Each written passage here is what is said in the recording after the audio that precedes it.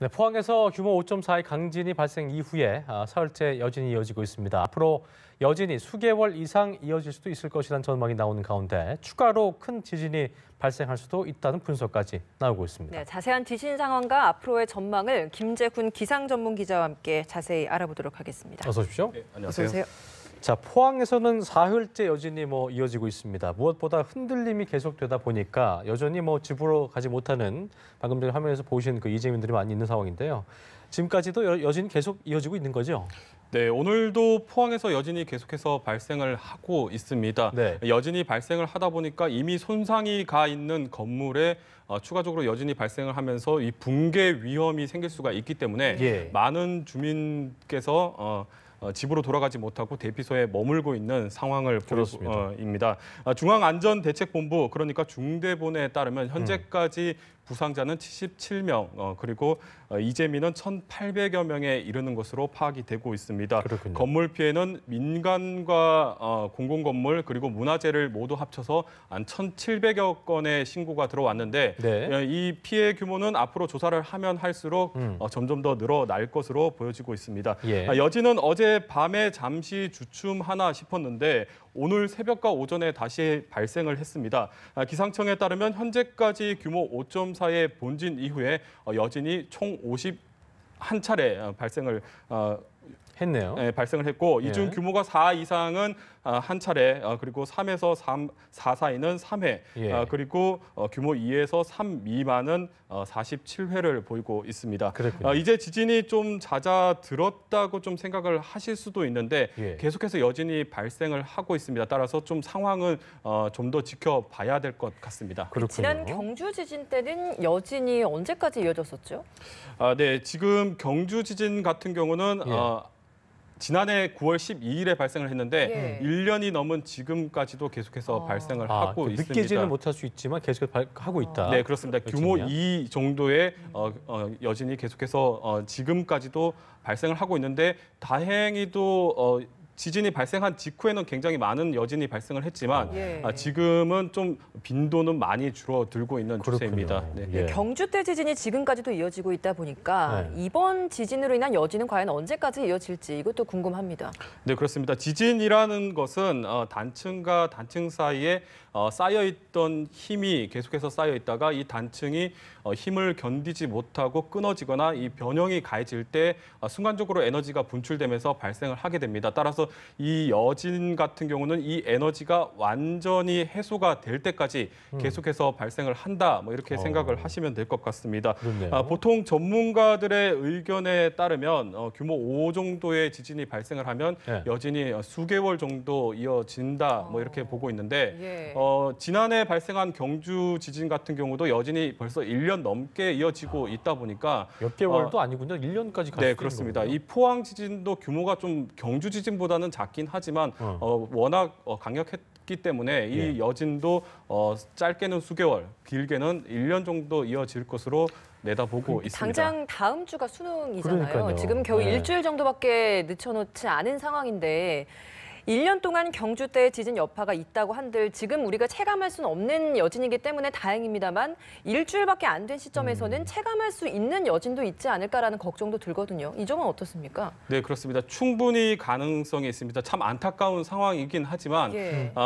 좀 냉정하게 얘기를 좀 드리자면 수능 이래 여진이 발생하지 않을 가능성보다 할 가능성이 현재로서는 현재가 더 더 크다. 높다고 얘기를 드릴 수가 있습니다. 다만 저희가 유감 지진이라고 하는 그러니까 흔들림이 느껴지지 않는 지진이 발생하기를 바랄 뿐이다. 이렇게 좀 얘기를 드릴 수가 예. 있겠습니다. 김 기자 말할 때 아까 2에서 3이 47회였고 3에서 4가 3회였고 4 이상이 1회였는데 네.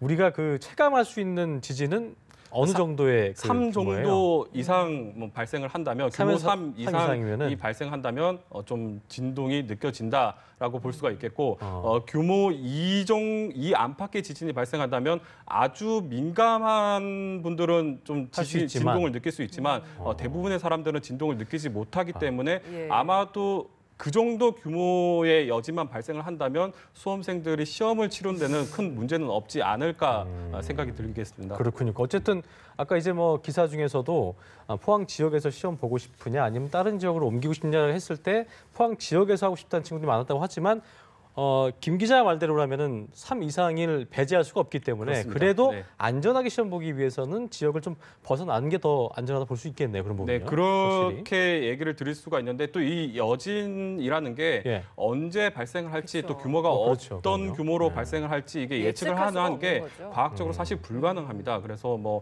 섣불리 좀 판단을 하기는 좀 그래요. 어렵다고 볼 수가 있겠습니다. 지금 화면도 나오고 있습니다만 포항 지진이 이제 저희가 규모로 봤을 때 그때 당시가 경주가 5.8이었고 이게 이제 5.4이기 때문에 규모가 작으니까 이제 뭐 위력은 덜 하지 않겠냐 했지만 어쨌든 그 진앙지 그러니까 진원과 진앙지 그게 경주 때보다는 얕았기 때문에 더 셌다는 분석도 있고 결과적으로 땅 밀림도 뭐 6cm 이상 벌어졌다고 하는데 이번 지진이 유난히 강했던 이유를 좀 짚어주실까요? 예. 네, 뭐 포항 지진 뭐 저희가 계속해서 영상이나 또 취재 기자들을 통해서 계속해서 현장 영상을 봤을 때 육안으로 봤을 때도 경주 지진보다 이번 포항 지진의 피해가 훨씬 더 좀 그러니까요. 커 보이는 것으로 추정이 되고 있습니다. 뭐 자세한 피해 규모는 정확히 집계가 돼 봐야 되겠지만 아마도 뭐 경주 지진의 피해를 넘어설 것으로 추정이 되고 있습니다. 유난히 이 포항 지진이 좀 강력했던 이유는 말씀하신 대로 경주 지진보다 지진의 발생한 깊이가 얕았기 때문입니다.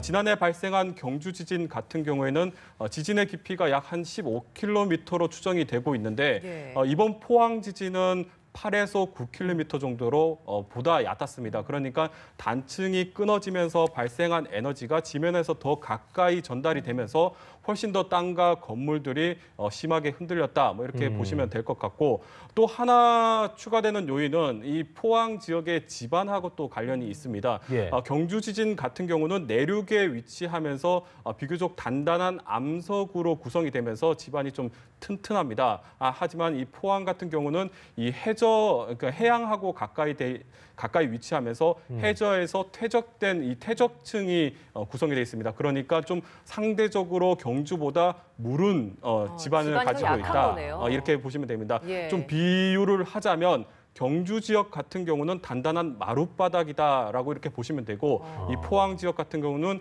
이 바닥 위에다가 좀 푹신한 매트를 하나 더 깔았다 이렇게 보시면 됩니다. 그래서 지진이 발생을 했을 때 훨씬 더 출렁임이 더 크게 되고 그로써 진동이 더 크게 되고 피해가 더 컸다고 분석을 만약에 할 수가 이번 있습니다. 그 위치였는데 지금 같은 진원과 진앙지 깊이였는데 경주 때 규력이었다면 엄청난 그래서 피해였거든요. 훨씬 더 규모가 피해가 더 컸을 것이고 흔들림은 더 컸을 것입니다. 규모만을 봤을 때 한 4배 정도 차이가 난다고 하니까 그렇군요. 지금 흔들림보다 4배 정도 더 컸다 이렇게 좀 생각을 할 수가 있겠습니다. 또 오늘 아침 신문을 보니까 이게 또 역단층으로 인한 지진이었기 때문에 또 지진 피해 규모가 더 컸다라는 이야기도 있더라고요. 여기에 예. 대해서는 좀 어떤 분석입니까? 네, 경주 지진 같은 경우는 지진의 발생 메커니즘 자체가 예. 수평 주양 이동 단층이라 해서 단층이 끊어질 때 수평으로 끊어졌습니다. 하지만 지금 포항 지진에서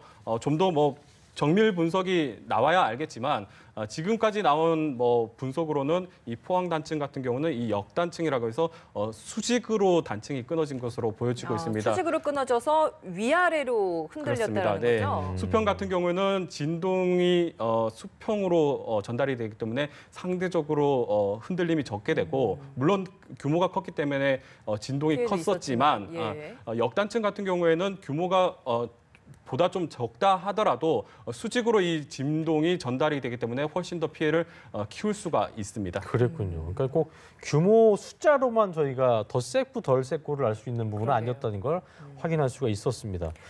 네, 자, 이번에 예. 저희가 지금 지진 이야기를 하고 또 여진 이야기를 좀 많이 짚어봤었는데 예. 사실 여진의 문제가 아니라 앞으로 다음에 더 큰 지진이 오지 않을까 이것도 좀 걱정을 해봐야 될 것 그렇습니다. 같습니다. 어떻습니까, 이 부분은?